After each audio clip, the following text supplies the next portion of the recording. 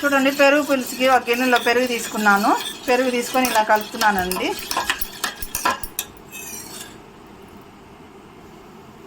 ఇలా కలుపుకొని తగినంత వాటర్ వేసుకుంటాను.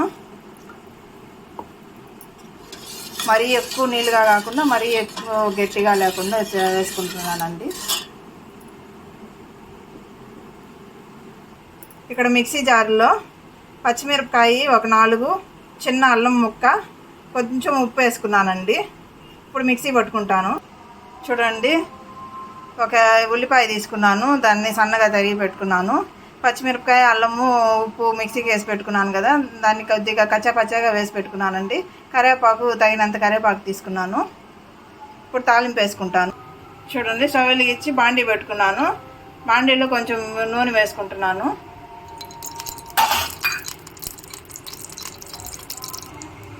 నూనె వేడైనాక ఆవాలు, జీలకర్ర, పచ్చెనగపప్పు, కరివేపాకు, ఇప్పుడు సన్నగా తరిగి పెట్టుకుని ఎర్రగడ్డ,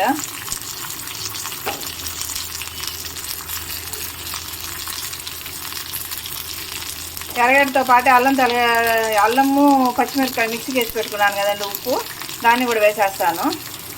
ఎందుకంటే ఎర్రగడ్డ వేగే లోపల ఇది కూడా వేగుతుంది కదా, పచ్చి వాసన లేకుండా ఉంటుంది.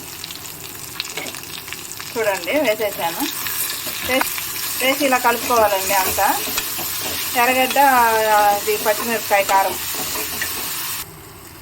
చూడండి, ఎర్రగడ్డ బాగా వేగింది. ఇప్పుడు పసుపు వేస్తున్నాను.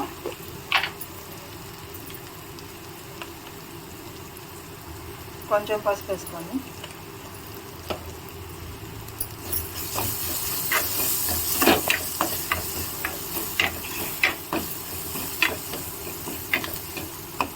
పసుపు వేసి కలుపుకున్నానండి.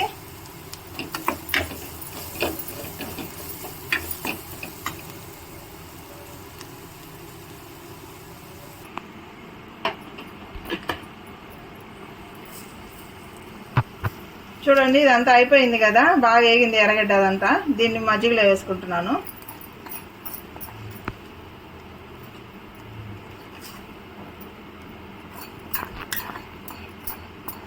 అంతే అండి, మజ్జిగ పులుసు రెడీ అయిందండి. ఎండాకాలము మజ్జిగ పులుసు చేసుకోండి, చలువ చేస్తుంది, జీర్ణం బాగా అవుతుందండి. అల్లం వేస్తాం కదా, జీర్ణం బాగా అవుతుంది. ఎండలు ఎక్కువగా ఉన్నాయి కదండి, వేడి ఎక్కువగా ఉంది, దానివల్ల ఇలా చేసుకోండి. ఇలా చేసి తినండి, బాగుంటుంది. కానీ మీకు నచ్చితే లైక్ చేయండి, షేర్ చేయండి, సబ్స్క్రైబ్ చేసుకోండి.